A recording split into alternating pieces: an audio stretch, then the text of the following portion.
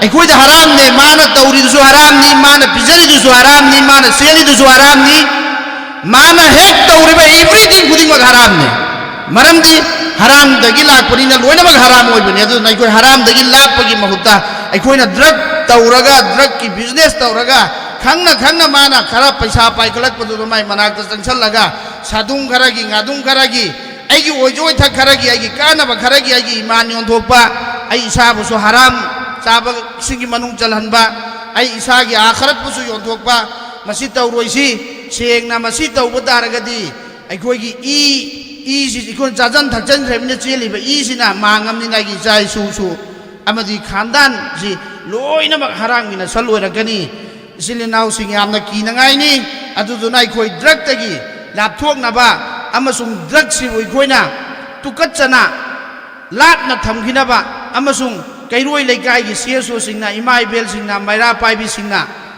ꯂꯣꯏꯅꯃꯛ ꯄꯨꯟꯁꯜꯂꯒ ꯑꯃꯠꯇ ꯑꯣꯏꯅ ꯑꯩꯈꯣꯏ ꯗ꯭ꯔꯒꯁꯤ ꯃꯄꯨꯡ ꯐꯥꯅ ꯃꯨꯠꯊꯠꯅꯕ ꯍꯣꯠꯅꯁꯤ ꯑꯃꯁꯨꯡ ꯉꯁꯤꯒꯤ ꯒꯣꯔꯃꯦꯟꯒꯤ ꯁꯥꯏꯠꯇꯁꯨ ꯑꯩꯍꯥꯛꯅ ꯃꯦꯗꯤꯌꯥꯒꯤ ꯊ꯭ꯔꯨꯗ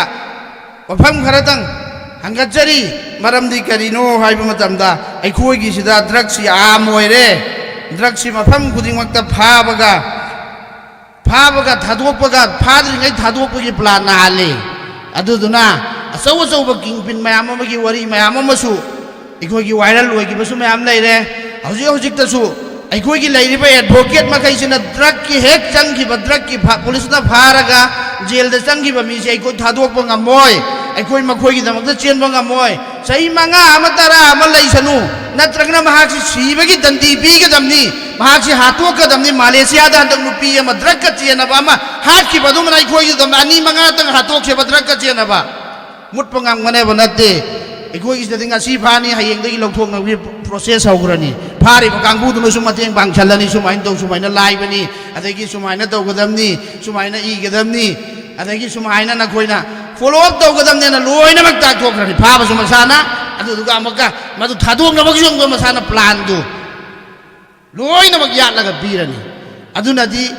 ꯏꯆꯤꯜ ꯏꯅꯥꯎꯁꯤꯡ ꯑꯃꯗꯤ ꯗꯥꯁꯇ ꯐꯝꯕꯤꯔꯤꯕ ꯑꯃꯗꯤ ꯃꯥꯏꯛ ꯁꯤꯅ ꯑꯃꯗꯤ ꯑꯣꯟꯂꯥꯏꯟꯗ ꯌꯦꯡꯕꯤꯔꯤꯕ ꯈꯨꯗꯤꯡꯃꯛꯅ ꯗ꯭ꯔꯒꯁꯤ ꯃꯨꯠꯊꯠꯁꯤ ꯍꯥꯏꯔꯒꯗꯤ ꯗ꯭ꯔꯒꯇꯒꯤꯅꯤ ꯍꯧꯔꯛꯏꯕ ꯉꯁꯤ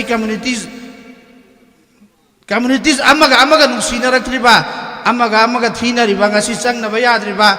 ꯃꯩꯇꯩꯒ ꯅꯥꯒꯥꯒ ꯀꯨꯀꯤꯒ ꯃꯩꯇꯩꯒ ꯑꯍꯥꯟꯕ ꯑꯃꯨꯛ ꯂꯥꯟ ꯇꯧꯔꯦ ꯑꯗꯣ ꯍꯧꯖꯤꯛꯅ ꯑꯃꯨꯛꯀ ꯅꯥꯒꯥꯒ ꯀꯨꯀꯤꯒ ꯑꯃꯨꯛ ꯂꯥꯟ ꯇꯧꯔꯦ ꯃꯊꯪꯅ ꯑꯃꯨꯛ ꯀꯅꯥꯒ ꯑꯣꯏꯔꯛꯀꯅꯤ ꯍꯥꯏꯕ ꯉꯝꯗꯦ ꯑꯗꯨ ꯁꯤ ꯈꯨꯗꯤꯡꯃꯛꯁꯤꯒꯤ ꯍꯧꯔꯛꯐꯝꯗꯤ ꯗ꯭ꯔꯒꯇꯒꯤꯅꯤ ꯑꯗꯨꯅꯗꯤ ꯏꯆꯤꯜ ꯏꯅꯥꯎꯁꯤꯡ ꯑꯩꯈꯣꯏ ꯈꯨꯗꯤꯡꯃꯛ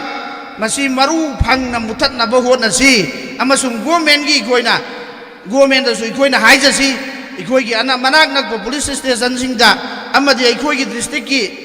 ꯁꯨꯄꯔꯇꯦꯟꯗꯦꯟꯗ ꯑꯃꯗꯤ ꯑꯥꯏꯖꯤꯗ ꯑꯃꯗꯤ ꯗꯤꯖꯤꯗ ꯍꯦꯛ ꯂꯩꯔꯤꯕ ꯒꯣꯔꯃꯦꯟꯒꯤ ꯗꯤꯄꯥꯔꯠꯃꯦꯟ ꯃꯌꯥꯝ ꯂꯩꯔꯤ ꯀꯁꯇꯝ ꯂꯩꯔꯤ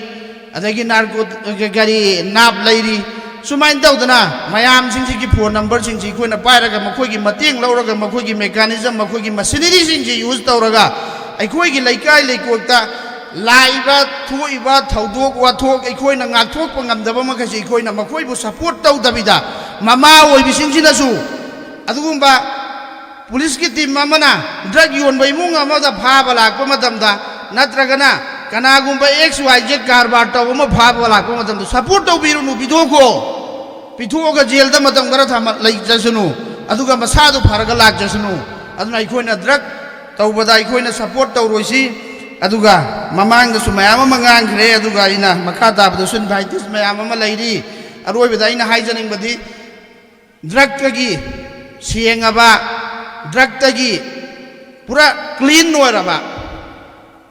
ꯑꯃꯣꯠꯄ ꯑꯃꯐꯥꯎꯕ ꯂꯩꯇ꯭ꯔꯕ ꯋꯥꯕꯒꯥꯏ ꯀꯦꯟꯗ꯭ꯔꯗꯨ ꯑꯣꯏꯍꯟꯅꯅꯕ ꯍꯣꯠꯅꯕꯗ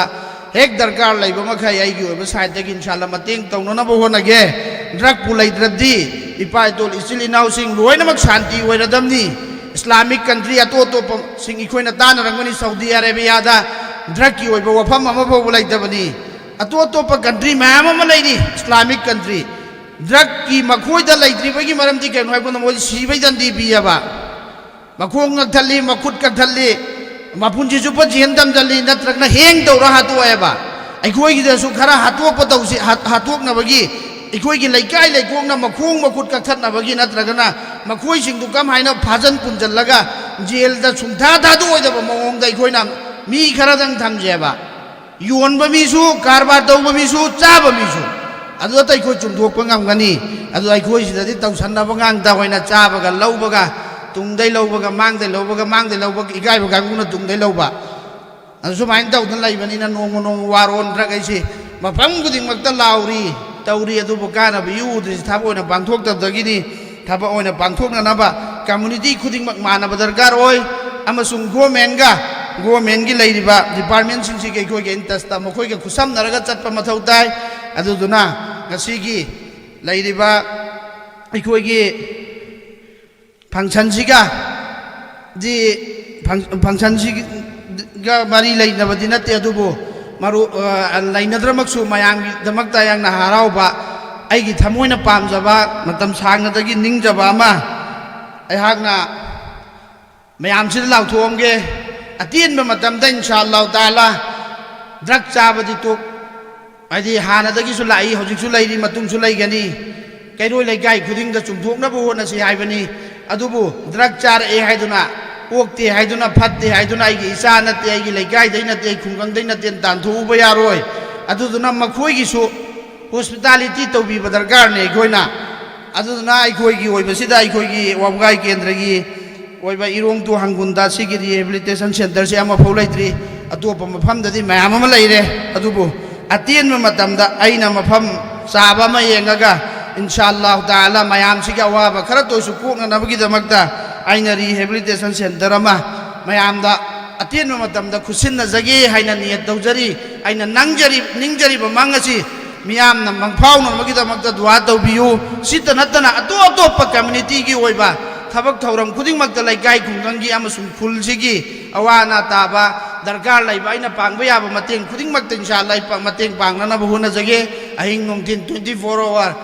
दरकार लैबा मतमदा दुम मतेंग एंगोंदा कांटेक्ट तौबियो अदुना मरु ओइना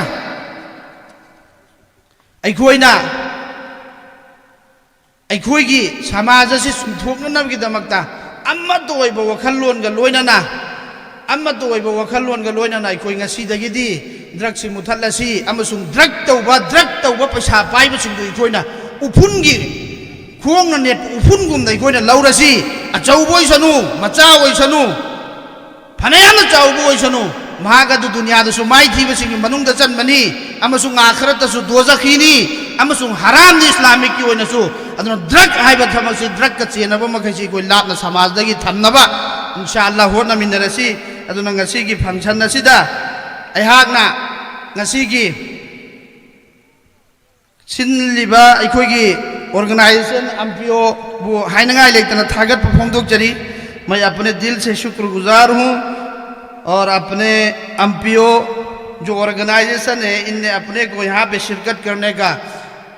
जो मुझे मौका दिया है तो इसके लिए मुझे शुक्रगुजार हूँ और मैं एमपीओ के लिए फ्यूचर में आप लोगों की हर एक अच्छे प्लानिंग में इंशाअल्लाह मैं शिरकत करने को तैयार हूँ जालो माल कुर्बान करने के लिए तैयार हूँ और मैं अपने इनवाइटीज में से जो लीलोंग से आए हुए अपने सर मेजर को यहाँ आए और अपने अच्छे अल्फाजों से हम लोगों को नवाजिश कराए और हम लोगों को जो एडवाइस किए और इस फंक्शन को पूरा करने में आपने जो यहाँ तक आके जो तकलीफ़ें की है तो उसके लिए हमारे गांव वालों की अस्सलाम वालेकुम व रहमतुल्लाहि व बरकातुहू असीगी ड्रग अवेयरनेस की प्रोग्राम असिदा सरुक याबीरिबा दाइस की फमफम लांगदा लेंखोटबिरिबा अहानबमक्तदा प्रेसिडेंट की फमफम लांगदा लेंसनबिरिबा केपु मियामना हिंदुक थोइदोकना खंगनबा अलहाज हजरत मौलाना सिराज अहमद नदवी शेखुल हदीस गेस्ट ऑफ ऑनर की फमफम लांगदा लेंसनबिरिबा अखोगी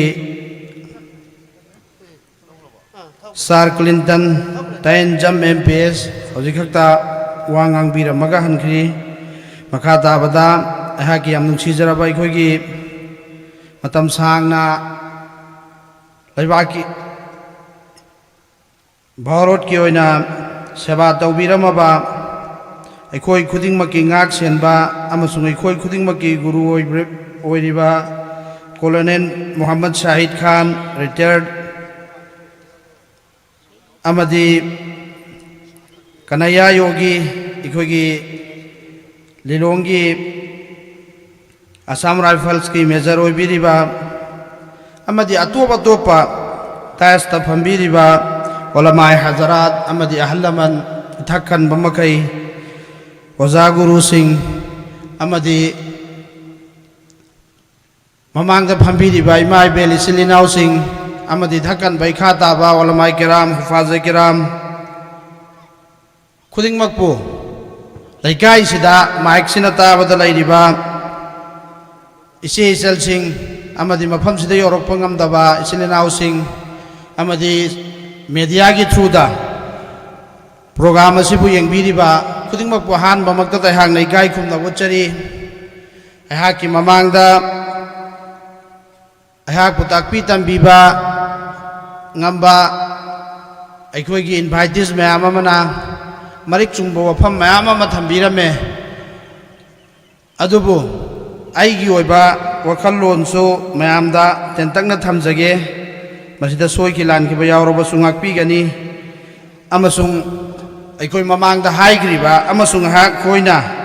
अहाकना मियामदा वफम खरा थमजगदरिबसि मुन्ना तामिन्नसि amasung मसिदा अमल तौनबो होनसि असेंगबमक्ति ngasi wabogai kendrada waron traki program nisa saba thingsi nisa yonba thingsi hawgla ibangang sing asibu nisa dagi lapna namagi damakta pauje lama miyam da pc ena egoigi umpo ampo na sinjari basi yam harau ngai ni hariba program asida haku saruk yana namagi damakta invite tawbirak pai hak na hainangai leitana thagatjari yam haraujai sigumba program makha tabada hek tawba khudingmak kai hak buning sangbiro inshallah haksu saruk yajage amadi aikhoigi wabagai kendra sida hanadagi hoji honga iba amadi wabagai kendra khaknatana manipur gi mafam khuding makta awon ba mala iba tangdu laida daba manipur asida sufam nomfam lai salaktaba lai su tambal loiraba singnasu makhoigi mathau tawfam lairaktaba hingdabdi yadamnina hingnabagi lanthenghnabada paisa tananabagi lamsida factory amadi industry amadi thabak sufam nomfam lairaktabana maram oiraga aikhoina tamuriba ihai sing adu mapung phana sijinnaraga aikhogi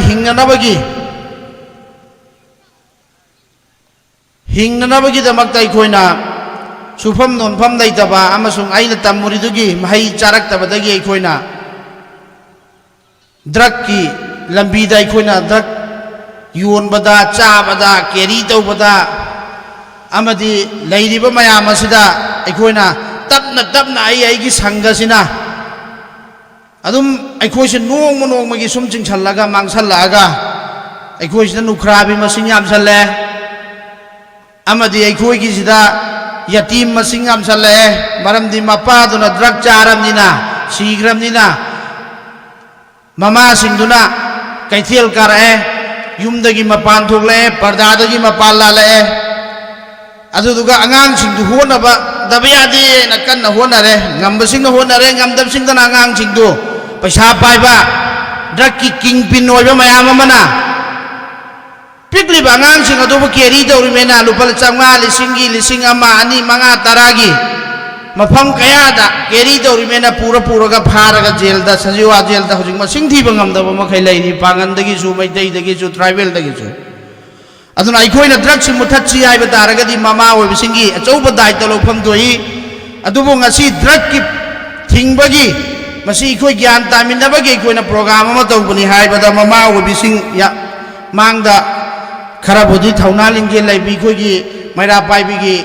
mama khara amadi si san khara tholak dana phammi adubu ngasi ki program asida yaudragasu mobile ki through da online ki through da yengbiu sengna mama obi singi daita yam chaubani mapa obi singi daita su yam chaubani keroi lekai gi amadi CSO singi daita su yam chaubani masi ki drug ki mahika se koina muthat haudaba daragadi aikoina masi muthat haudaba daragadi aikogi lakadoriba suron charon kayada aikogi si mongpham si nungdigi tawbu ngamsalla aroi chaba khara yun bakhara hatuom bakhara kapthuom bakhara sumain tawduna nonggi sum nungdigi khabar sida asam da phare ye bongol da phare ye adagi mafam da singi area da su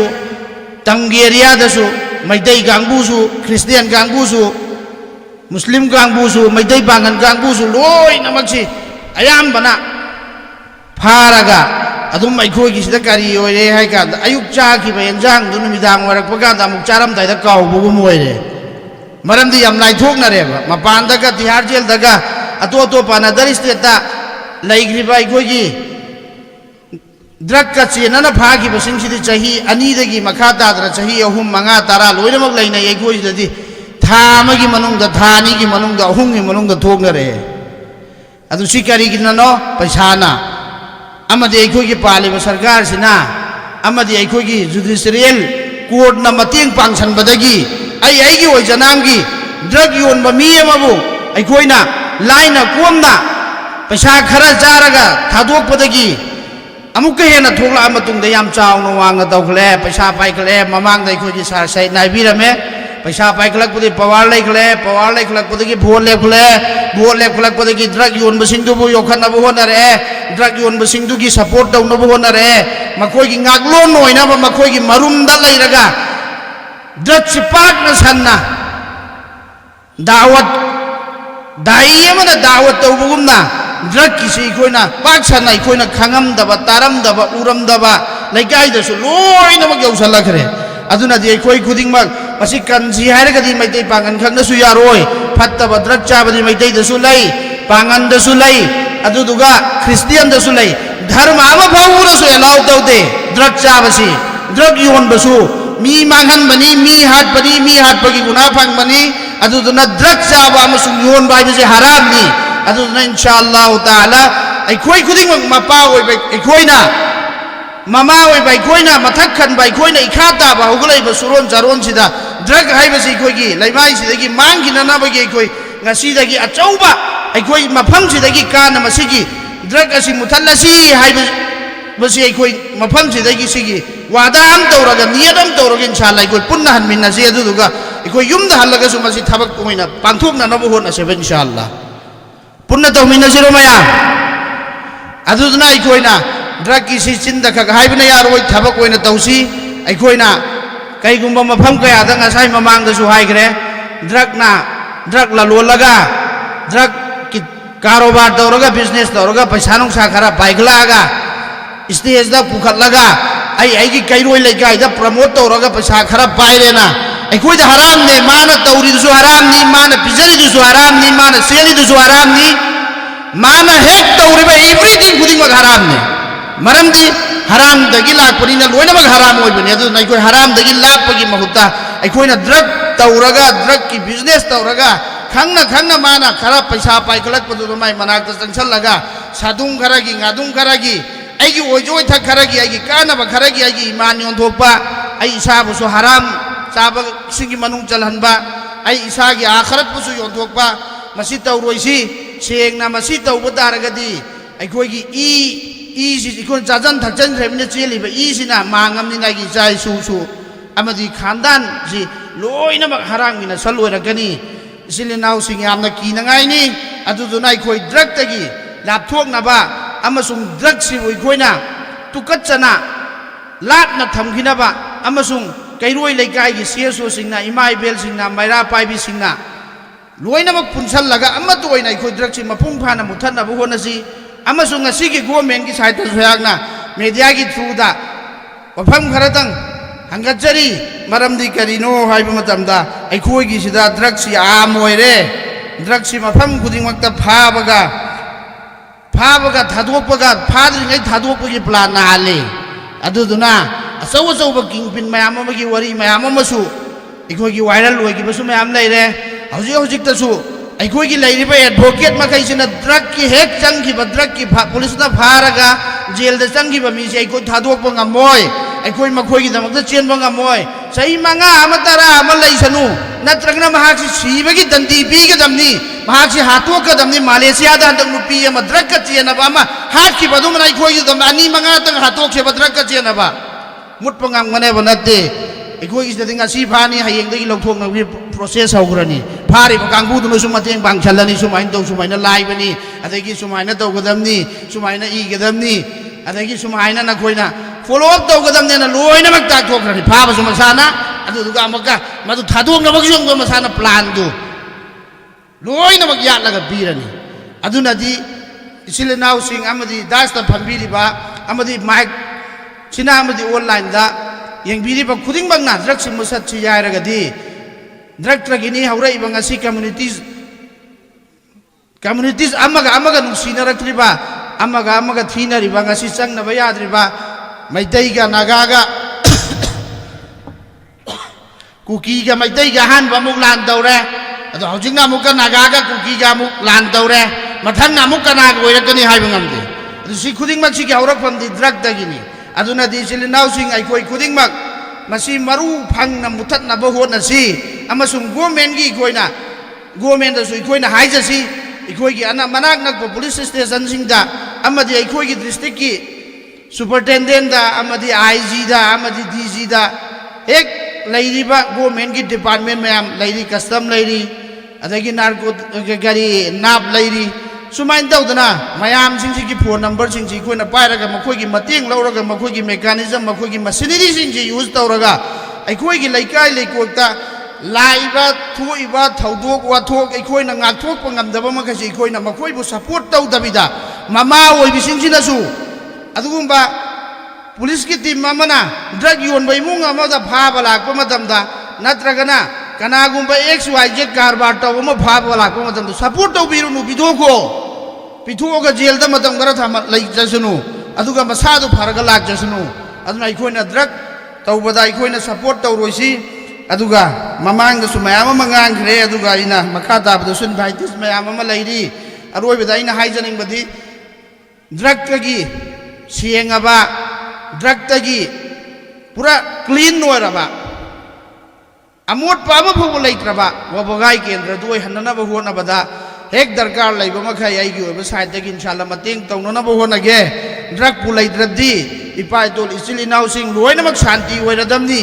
Islamic country ꯑꯇꯣꯞ ꯑꯇꯣꯞꯄꯁꯤꯡ ꯑꯩꯈꯣꯏꯅ ꯇꯥꯟꯅꯔꯝꯒꯅꯤ Saudi ꯑꯔꯦꯕꯤꯌꯥꯗ ꯗ꯭ꯔꯒꯀꯤ ꯑꯣꯏꯕ ꯋꯥꯐꯝ ꯑꯃ ꯐꯥꯎꯕ ꯂꯩꯇꯕꯅꯤ ꯑꯇꯣꯞ ꯑꯇꯣꯞꯄ country ꯃꯌꯥꯝ ꯑꯃ ꯂꯩꯔꯤ ꯏꯁꯂꯥꯃꯤꯛ ꯀꯟꯇ꯭ꯔꯤ ꯗ꯭ꯔꯒꯀꯤ ꯃꯈꯣꯏꯗ ꯂꯩꯇ꯭ꯔꯤꯕꯒꯤ ꯃꯔꯝꯗꯤ ꯀꯩꯅꯣ ꯍꯥꯏꯕꯗ ꯃꯣꯏꯗꯤ ꯁꯤꯕꯩ ꯗꯟꯗꯤ ꯄꯤꯌꯦꯕ ꯃꯈꯣꯡ ꯀꯛꯊꯠꯂꯤ ꯃꯈꯨꯠ ꯀꯛꯊꯠꯂꯤ ꯃꯄꯨꯟꯁꯤ ꯆꯨꯞꯄ ꯖꯦꯜ ꯊꯝꯖꯜꯂꯤ ꯅꯠꯇ꯭ꯔꯒꯅ ꯍꯦꯡ ꯇꯧꯔ ꯍꯥꯠꯇꯣꯛꯑꯦꯕ ꯑꯩꯈꯣꯏꯒꯤꯗꯁꯨ ꯈꯔ ꯍꯥꯠꯇꯣꯛꯅꯕꯒꯤ ꯑꯩꯈꯣꯏꯒꯤ ꯂꯩꯀꯥꯏ ꯂꯩꯀꯣꯛꯅ ꯃꯈꯣꯡ ꯃꯈꯨꯠ ꯀꯛꯊꯠꯅꯕꯒꯤ ꯅꯠꯇ꯭ꯔꯒꯅ ꯃꯈꯣꯏꯁꯤꯡꯗꯨ ꯀꯃꯥꯏꯅ ꯐꯥꯖꯟ ꯄꯨꯟꯖꯜꯂꯒ ꯖꯦꯜꯗ ꯁꯨꯡꯊꯥ ꯊꯥꯗꯣꯛꯑꯣꯏꯗꯕ ꯃꯑꯣꯡꯗ ꯑꯩꯈꯣꯏꯅ ꯃꯤ ꯈꯔꯗꯪ ꯊꯝꯖꯦꯕ ꯌꯣꯟꯕ ꯃꯤꯁꯨ ꯀꯔꯕꯥꯔ ꯇꯧꯕ ꯃꯤꯁꯨ ꯆꯥꯕ ꯃꯤꯁꯨ ꯑꯗꯨꯗ ꯑꯩꯈꯣꯏ ꯆꯨꯝꯊꯣꯛꯄ ꯉꯝꯒꯅꯤ ꯑꯗꯨ ꯑꯩꯈꯣꯏꯁꯤꯗꯗꯤ ꯇꯧꯁꯟꯅꯕ ꯉꯥꯛꯇ ꯑꯣꯏꯅ ꯆꯥꯕꯒ ꯂꯧꯕꯒ ꯇꯨꯡꯗꯩ ꯂꯧꯕꯒ ꯃꯥꯡꯗꯩ ꯂꯧꯕꯒ ꯏꯀꯥꯏꯕ ꯀꯥꯡꯕꯨꯅ ꯇꯨꯡꯗꯩ ꯂꯧꯕ ꯑꯗꯨ ꯁꯨꯃꯥꯏꯅ ꯇꯧꯗꯅ ꯂꯩꯕꯅꯤꯅ ꯅꯣꯡꯃ ꯋꯥꯔꯣꯟ ꯗ꯭ꯔꯒ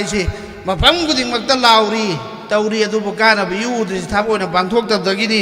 ꯊꯕꯛ ꯑꯣꯏꯅ ꯄꯥꯡꯊꯣꯛꯅꯅꯕ ꯀꯝꯃꯨꯅꯤꯇꯤ ꯈꯨꯗꯤꯡꯃꯛ ꯃꯥꯟꯅꯕ ꯗꯔꯀꯥꯔ ꯑꯣꯏ ꯑꯃꯁꯨꯡ ꯒꯣꯔꯃꯦꯟꯒꯤ ꯂꯩꯔꯤꯕ ꯗꯤꯄꯥꯔꯠꯃꯦꯟꯁꯤꯡꯁꯤꯒꯤ ꯑꯩꯈꯣꯏꯒꯤ ꯏꯟꯇꯔꯦꯁꯇ ꯃꯈꯣꯏꯒ ꯈꯨꯠꯁꯝꯅꯔꯒ ꯆꯠꯄ ꯃꯊꯧ ꯇꯥꯏ ꯑꯗꯨꯗꯨꯅ ꯉꯁꯤꯒꯤ ꯂꯩꯔꯤꯕ ꯑꯩꯈꯣꯏꯒꯤ ꯐꯪꯁꯟꯁꯤꯒ ꯃꯔꯤ ꯂꯩꯅꯕꯗꯤ ꯅꯠꯇꯦ ꯑꯗꯨꯕꯨ ꯂꯩꯅꯗ꯭ꯔꯃꯛꯁꯨ ꯃꯌꯥꯝꯒꯤꯗꯃꯛꯇ ꯌꯥꯝꯅ ꯍꯔꯥꯎꯕ ꯑꯩꯒꯤ ꯊꯃꯣꯏꯅ ꯄꯥꯝꯖꯕ ꯃꯇꯝ ꯁꯥꯡꯅꯗꯒꯤ ꯅꯤꯡꯖꯕ ꯑꯃ ꯑꯩꯍꯥꯛꯅ ꯃꯌꯥꯝꯁꯤꯗ ꯂꯥꯎꯊꯣꯛꯑꯝꯒꯦ ꯑꯇꯦꯟꯕ ꯃꯇꯝꯗ ꯏꯟꯁꯥ ꯑꯜꯂꯥꯍ ꯇꯥꯂꯥ ꯗ꯭ꯔꯒ ꯆꯥꯕꯗꯤ ꯍꯥꯏꯗꯤ ꯍꯥꯟꯅꯗꯒꯤꯁꯨ ꯂꯥꯛꯏ ꯍꯧꯖꯤꯛꯁꯨ ꯂꯩꯔꯤ ꯃꯇꯨꯡꯁꯨ ꯂꯩꯒꯅꯤ ꯀꯩꯔꯣꯏ ꯂꯩꯀꯥꯏ ꯈꯨꯗꯤꯡꯗ ꯆꯨꯝꯊꯣꯛꯅꯕ ꯍꯣꯠꯅꯁꯤ ꯍꯥꯏꯕꯅꯤ ꯑꯗꯨꯕꯨ ꯗ꯭ꯔꯒ ꯆꯥꯔꯛꯑꯦ ꯍꯥꯏꯗꯨꯅ ꯑꯣꯛꯇꯦ ꯍꯥꯏꯗꯨꯅ ꯐꯠꯇꯦ ꯍꯥꯏꯗꯨꯅ ꯑꯩꯒꯤ ꯏꯆꯥ ꯅꯠꯇꯦ ꯑꯩꯒꯤ ꯂꯩꯀꯥꯏꯗꯩ ꯅꯠꯇꯦ ꯑꯩ ꯈꯨꯡꯒꯪꯗꯩ ꯅꯠꯇꯦ ꯇꯥꯟꯊꯣꯛꯎꯕ ꯌꯥꯔꯣꯏ ꯑꯗꯨꯗꯨꯅ ꯃꯈꯣꯏꯒꯤꯁꯨ ꯍꯣꯁꯄꯤꯇꯥꯂꯤꯇꯤ ꯇꯧꯕꯤꯕ ꯗꯔꯀꯥꯔꯅꯤ ꯑꯩꯈꯣꯏꯅ ꯑꯗꯨꯗꯨꯅ ꯑꯩꯈꯣꯏꯒꯤ ꯑꯣꯏꯕꯁꯤꯗ ꯑꯩꯈꯣꯏꯒꯤ ꯋꯥꯕꯒꯥꯏ ꯀꯦꯟꯗ꯭ꯔꯒꯤ ꯑꯣꯏꯕ ꯏꯔꯣꯡ ꯇꯨ ꯍꯪꯒꯨꯟꯗ ꯁꯤꯒꯤ ꯔꯤꯍꯦꯕꯤꯂꯤꯇꯦꯁꯟ ꯁꯦꯟꯇꯔꯁꯤ ꯑꯃꯐꯥꯎ ꯂꯩꯇ꯭ꯔꯤ ꯑꯇꯣꯞꯄ ꯃꯐꯝꯗꯗꯤ ꯃꯌꯥꯝ ꯑꯃ ꯂꯩꯔꯦ ꯑꯗꯨꯕꯨ ꯑꯇꯦꯟꯕ ꯃꯇꯝꯗ ꯑꯩꯅ ꯃꯐꯝ ꯆꯥꯕ ꯑꯃ ꯌꯦꯡꯉꯒ inshallah ta'ala mayam siga awaba khara to su kokna nabagi damakta aina rehabilitation center ama mayam da aten matam da khusin na jage haina niyat tawjari aina ningjari ba mangasi miyam na mangphau na nabagi damakta dua tawbiyu sita natana ato pa community gi oiba thabak thauram khuding makta laikai khunggangi amasung khul sigi awana taba darkar laiba aina pangba yaba mateng khuding makta inshallah mateng pangna na bahuna jage ahing nongtin 24 hour darkar laiba matamda dum mateng engonda contact tawbiyo aduna maru oina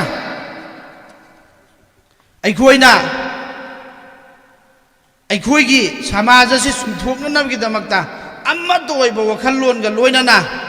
amma to oiba wakhallon ga loinana aikoi ngasi dagidi drug si muthallasi amasung drug tawba paisa paiba singdu ikoina uphungi khongna net uphun gum dai koina laurasi achawboi sanu macha oi sanu phanayamna chawbo oi sanu mahaga du dunya da su mai thiba singi manung da chan mani amasung akhirat da su doza khini amasung haram ni islamic ki oina su aduna drug haiba thamak si drug ka chena ba makhasi koi lapna samaj dagi thamnaba inshallah hona minarasi aduna ngasi gi function na sida aihakna